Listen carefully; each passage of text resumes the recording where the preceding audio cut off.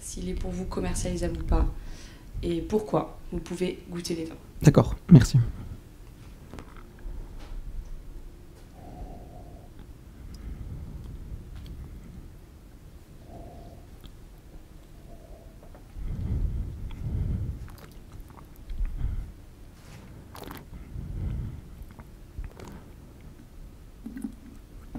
Est-ce que je peux faire les tous d'un coup?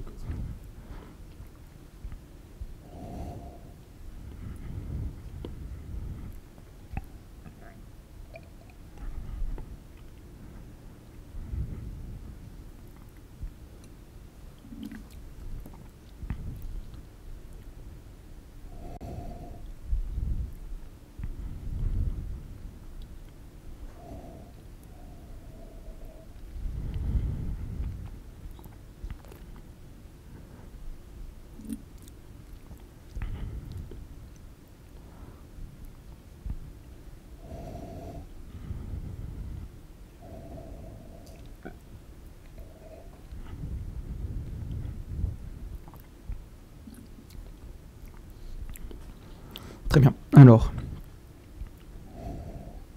commencer par le premier vin.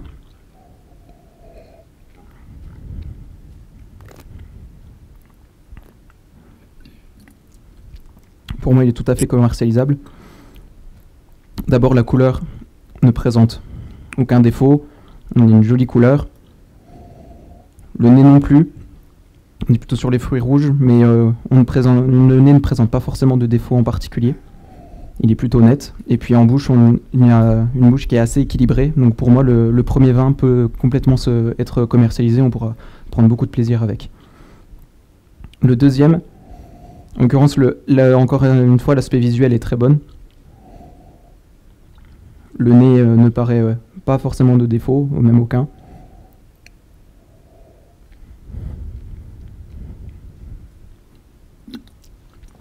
Par contre, je trouve qu'il y a un manque d'équilibre en bouche. L'amertume est beaucoup trop présente. Ce n'est pas forcément une amertume qui est très agréable. Pour moi, je ne commercialiserai pas le second vin du fait de ce manque d'équilibre en bouche. Le troisième vin, encore une fois, la vue ne présente aucun défaut. C'est une très belle robe. Par contre, le nez a un défaut. Je ne le commercialiserai pas, ce vin. Le nez a un défaut. J'ai du mal à...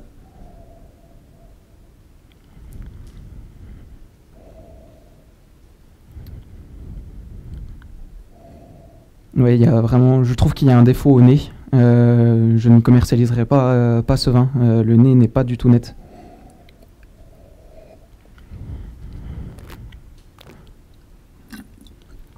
La bouche, quant à elle, est équilibrée, mais voilà, le vin numéro 3, je ne le commercialiserai pas à cause de ce défaut au nez. Légèrement, on peut me l'être presque un peu solvant, je trouve. Le quatrième vin, la couleur est très rose mon nom. Je pense que ça pourrait déjà être un frein pour le consommateur. La couleur ne paraît pas... n'est pas ce qu'on attend d'un joli rosé. J'aurais peur que le particulier qui vient acheter ait peur de la couleur. Et puis ensuite, encore une fois, on a un problème au nez. Le nez paraît encore comme si le vin était encore en fermentation. Il ne paraît pas encore fini.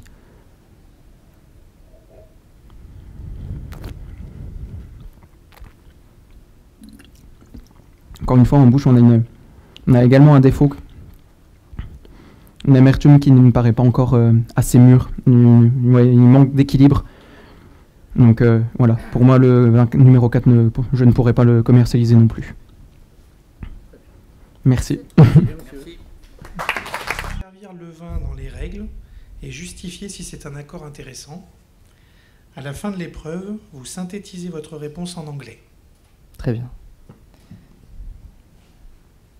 Je vous sers également. Très bien.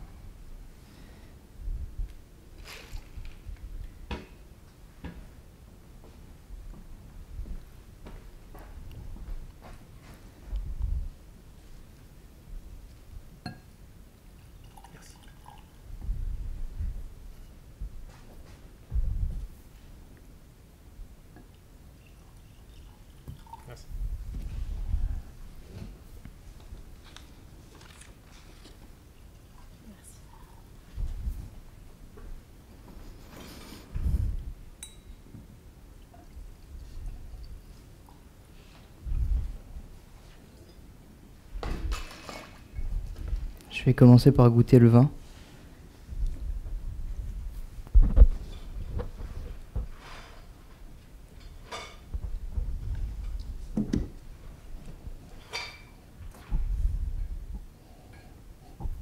Donc on est en présence d'un vin blanc avec toujours ses notes d'agrumes, également végétal.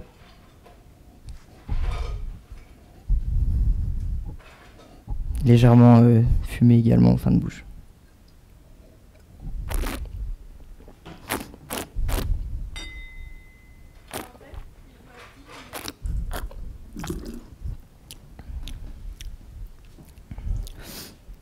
Très bien. Donc on a une belle fraîcheur sur ce vin-là, avec vraiment un côté très marqué sur les agrumes, je trouve, en fin de bouche. Peut-être légèrement un côté tout petit perlant sur la langue.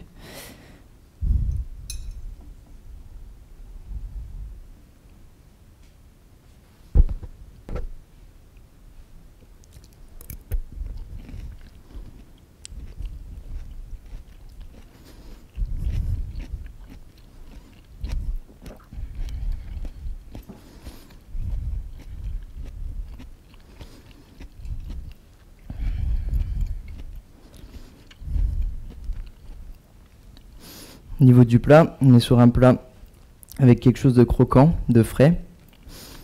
Il y a un côté assez aussi onctueux, avec voilà une belle quelque chose d'assez assez coloré, assez frais, une belle pétillance de couleurs. Je vais essayer de mettre les deux matières dans ma bouche pour essayer de mixer les saveurs.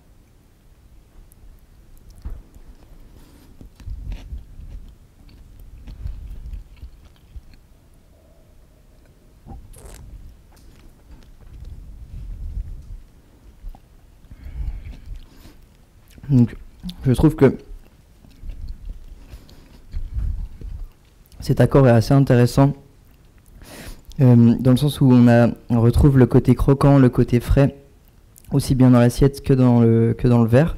On est sur des vins qui sont assez frais également sur l'assiette, on a beaucoup de fraîcheur. On a quand même un peu d'onctuosité en bouche, évidemment.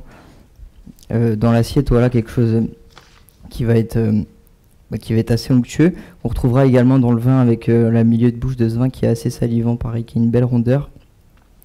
Et le côté marqué sur les agrumes, assez frais, assez vif, qui va venir du coup donner une dimension un peu plus dynamique à ce plat et donner un peu de pétillance à tout ça.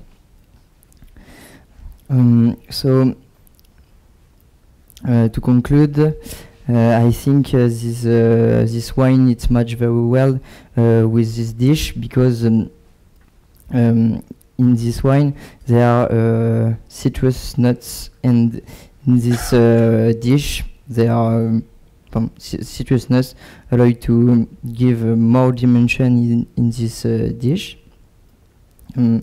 This aspect of this wine reinforce the freshness aspect of the dish. Merci.